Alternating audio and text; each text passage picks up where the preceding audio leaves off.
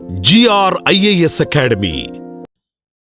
Hello all, welcome to IAS Academy and welcome back to the program Editorial Daily, where we deal with editorial analysis which enriches your perspectives and enhances your answer writing. So let's get started with our today's session. The first article for today is what is the right to be forgotten? Okay, so basically this we will discuss this right to be forgotten as an emerging aspect of the right to privacy in the digital age. Right to privacy. Okay, in the digital age. Okay, yes. So what is this right to be forgotten now? This right to be forgotten is basically the right of an individual to have the personal information which is erased or de-indexed from the public access when its continued availability causes the harm and serves no larger public interest. Okay, so it does not mean that deleting the history, rather it limits the unnecessary digital exposure. Okay, so in the Delhi High Court judgment, which is given in 2026, it states that the Delhi High Court had held the right to be forgotten is a part of Article 21. This is what the article is talking about. Okay, so the right to be forgotten is a part of Article 21, which is the right to life and personal liberty. So the court has emphasized in this case like privacy should be balanced with freedom of speech and open justice. Okay, so name masking or de-indexing should generally be preferred over deleting the entire court judgment. Okay, so facts of a case should remain available while this personal identities may be protected in the appropriate cases. Okay, so what is this relation with this DPDP Act which is mentioned here, which we can see what role does the DPDP Act play? How can this related with this DPDP Act of 2023?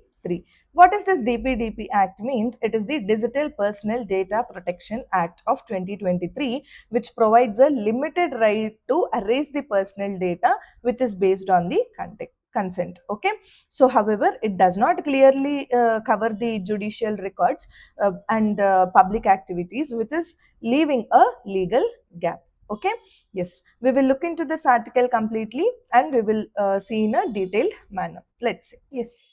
So the topic is what is the right to be forgotten, which is given by the author G.S. Bajpal, who is the Vice Chancellor of National Law University of Delhi. Okay.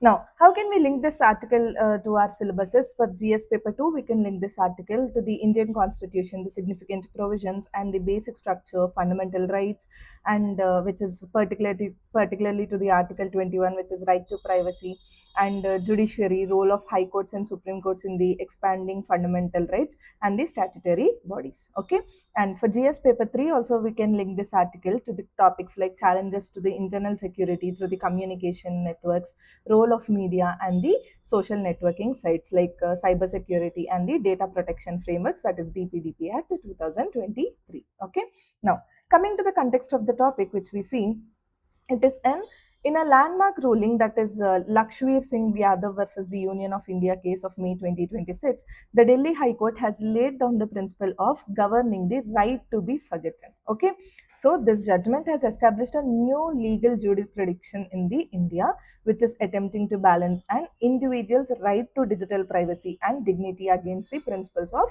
open justice and free speech. Okay, yes. Coming to the introduction of the topic, how can we come up is basically, see, in this digital age has made this personal information permanent, searchable, and the widely accessible. Okay, so the right to be forgotten seeks to ensure that individuals not only they are condemned forever by their past when there is no public interest in its continued exposure. Okay, it is about the restoring the dignity in the digital era. Okay, yes. Coming to the defining the right to be forgotten, what is this right to be forgotten and how can we describe this is, we will see the core concept first. What is the core concept of it is, it is the right of an individual to have a personal information erased or masked. It is the right of an individual, or the information can be de-indexed from the public digital environment with when it continued accessibility causes ongoing harm and no longer serves as a public interest. Okay, this is the main core concept of this right to be forgotten. Next is the global origin, where it has been originated. It is like this concept has gained the global province in 2014, which is following the European Court of Justice, which is ruling in the Mario Costeja Kongzali versus the Google case. Okay, so it was later codified under the Article 17 of the European Union General Data Protection Regulation, that is GDPR. Okay, this is the complete origin of this right to be forgotten. Next, how come the it has been evaluated in the evolution in the Indian law has come up is the Supreme Court landmark in the KS Puttaswamy versus the Union of India case in 2017, which has recognized the privacy as a fundamental right. Privacy as a fundamental right under Article 21. Okay, so which is establishing the informational privacy as a part of the personal liberty. Okay, so yes, the subsequent High Court judgments has lacked the consistency. So some permitted the name masking in matrimonial or the criminal disputes, while other rejected them, which is citing the sanctity of open justice. Okay, yes. And then the May 26th case, which we have been discussing, the May 26th Delhi High Court, which has given the ruling for the is the basic thing is the High Court addressed a batch of over 30 constituted petitions.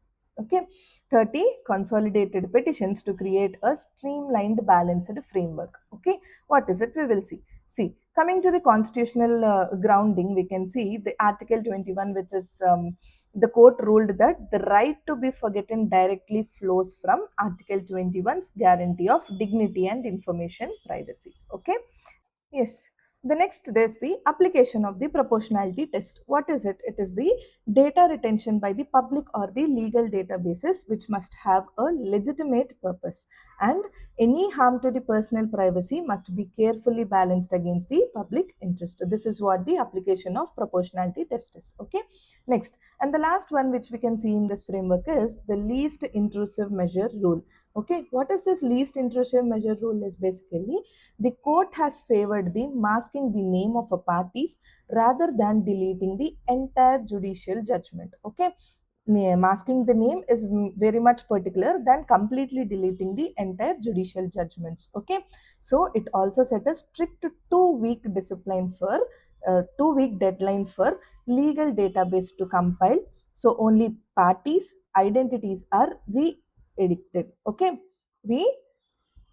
redacted material facts on the case remain public. Okay, next, coming to the overlapping constitutional value conflicts, which we can see the right to be forgotten does not exist in any isolation and frequently collides with the three major constitutional concepts. What are they? The first one is the freedom of speech and press, which is under the article clause 1 of subclause A, and the second one is the public right to know, and the third is the principle of open justice. Okay, the caveat goes like a right to privacy must give way when public interest is high. That is example which we can say in the serious criminal cases. Okay, and however a minor offense as an what you called actual should not create a permanent lifelong digital shadow which destroys a person's life after legal proceedings conclude. Okay, yes, this is the main overlapping constitutional value conflicts which we have been seeing. Next, coming to the core practical and enforcement challenges which we can see in this is the technical ineffectiveness of de-indexing. What is the technical ineffectiveness in de-indexing the names and all is, see, basically this de-indexing means it remove a ink from search results, removing the ink from the search results, so that but original content persists on the mirrors. So it achieves and social media in archives and the social media. So without this cross-platform coordination, the right remains mostly symbolic. Okay. Yes. The next is the deficiencies in the DPDP Act 2023. DPDP Act 2023, where in section 12 offers a limited right to erasure. erasure built around the user consent. Okay, so it does not explicitly cover the public archives or the judicial records. Okay, next, delayed rules notification and absence of the data protection broad weaken the enforcement. Okay, so the limited scope, that is the consent based, no clarity on public archives or the judgments, and no data protection board for which is operational. Okay, yes. Next is the decision making dilemma. What is this decision making dilemma basically is, leaving this decision entirely to the courts creates a immense judicial bottlenecks. Okay, so leaving these decisions entirely to private tech firms raises due processes, accountability, and the transparency concerns. Okay, yes. Coming to the conclusion of the topic, how we can come up is, basically, to make the Delhi High Court's landmark framework effective rather than the merely delegatory, India requires a comprehensive ruling from the Supreme Court and an operational DPDP Act architecture. Okay, next, the author suggests the implementing a tired decision making system to balance the efficiency with constitutional due processes. Next, so basic, erasure cases, the basic erasure cases which have been handled by the digital platforms have contested the cases and attributed by the Functional Data Protection Board. Okay, so complex legal conflicts like which are reserved for the judicial review by the courts. Okay, yeah. Yes, there are few key terminologies and which are important for the UPSC mains answer rating from this article, which we can take is the right to be forgotten. What is it? It is a right to have an individual's personal digital footprint which is erased or de-indexed with when harmful and no longer serves a public purpose. This is what you call right to forgotten. Okay, next, informational privacy. What is this informational privacy? It is nothing but it is a facet of article 21 that empowers the individuals to control and restrict the discrimination of their personal data. Okay, dissertation of their personal data.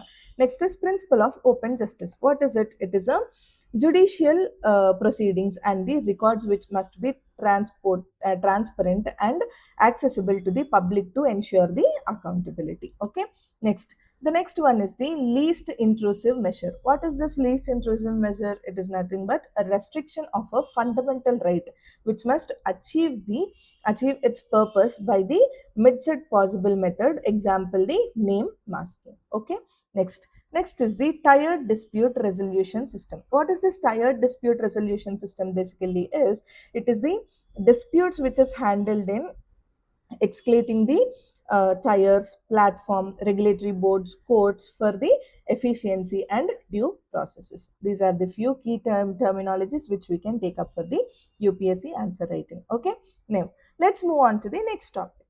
So the next article is, states contribute disproportionately more to the welfare schemes. Okay, this article mainly focuses on an important issue which is related to India's fiscal federalism. India's fiscal federalism. Okay, India's fiscal federalism, who bears the financial burden of welfare schemes, the union or the states. Okay, so this article basically argues that although the union government collects a larger shares of revenues, the states are increasingly spending the more on welfare schemes, which is creating a mismatch between this financial resources and the expenditure responsibilities. Okay, on this financial resources and the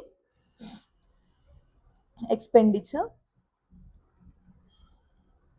responsibilities. Okay, there is a huge mismatch between these two.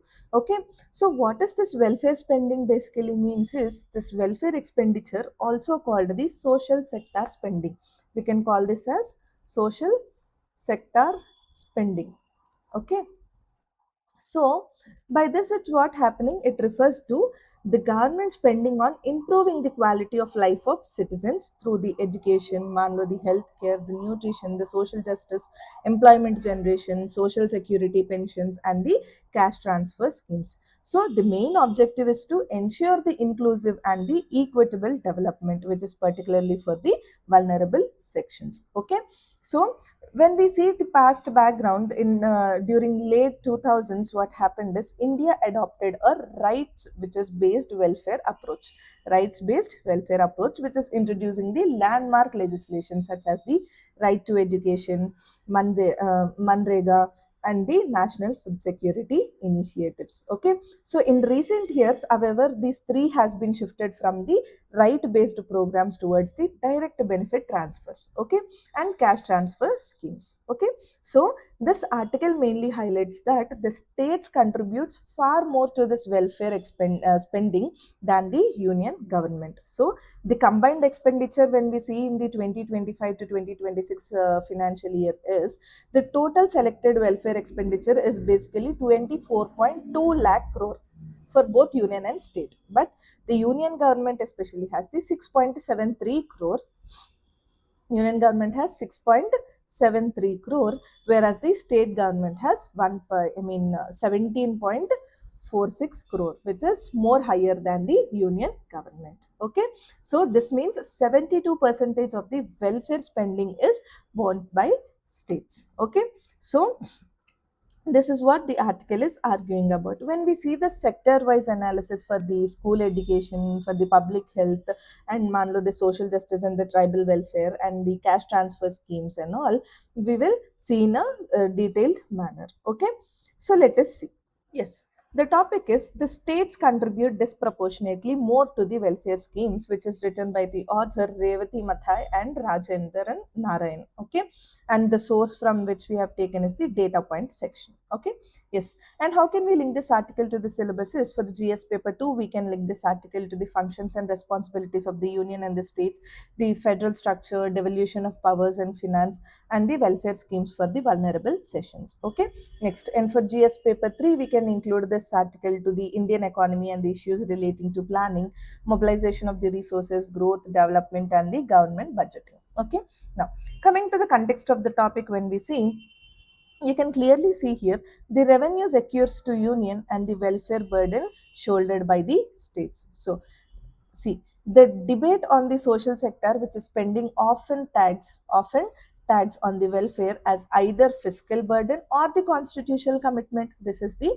what the issue is. So the 2000s saw a shift to a right-based welfare regime. Today, right-based welfare regime. Today, the focus is on the direct cash transfers (DCTs). Okay, so an analysis of the budget allocation for the financial year 2025 to 2026 has revealed a stark asymmetric in the corporative federalism. So while the revenues disproportionately accrue to the union government and fiscally constrain the state's shoulder as a vastly growing share of India's welfare spending. Okay, now coming to the introduction of the topic, how can we write up is basically see. India's welfare agriculture encompasses a wide range of schemes across the education, health, social justice, and the cash transfer. So, however, this fiscal data of the financial year 2025 to 26 has shows that while states are closer to the people and implementing the schemes, okay,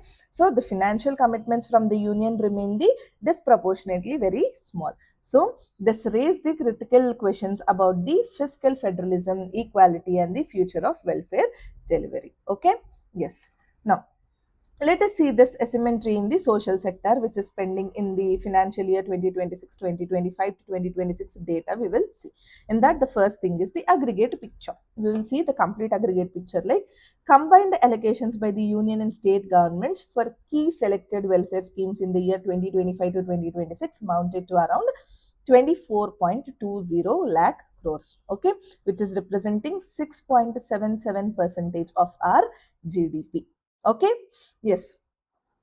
The next is the disproportionate burden sharing. So within this aggregate spending, the union government is contributing about 1.89 percentage of GDP, while the state governments contribute to 4.89 percentage of the GDP. So the states contribute more than 2.5 times than the union shares in the welfare spending. Okay, so next is the stagnant union share. Basically, the real public expenditure on the social services has risen significantly over the last 2 decades. When we see here, we can see in this map the real expenditure index and the B. Like see, the growth is driven by the state expenditure, while the union real share has remained the largely stagnant. The union has remained stagnant while the state has been increasing the expenditures. Okay, this is what we can see in the graph. Next, coming to the sector-wise breakdown of this funding ratios, which is mentioned in the financial year 2025 to 2026, is first is for school education. For school education, states bear the massive majority of the responsibility. Like, see, the state shares 75.2 percentage and the union shares just for 24.8 percentage. When coming to public health, state contributes significantly more than the union. Like, the states contribute 3.93 lakh crores, and while a union contributes over 1 lakh crore only. Okay, and in social justice and the minority affairs, we can see that states have spent vastly more than the union. Like, for states, it is contributing 2.03 lakh crores, while the union has contributing 0.33 lakh crores. Okay, so the next is the cash transfer paradigm. What is this? It is the states has unconditionally cash transfers far exceeds the union cash transfers. See, the states unconditional cash transfers exceeds to 3.87 lakh crore, whereas for PM Kisan it is 0.64 lakh crore, and the national social assistance programs for 0.10 lakh crore. Okay, next, altering the centrally sponsored schemes.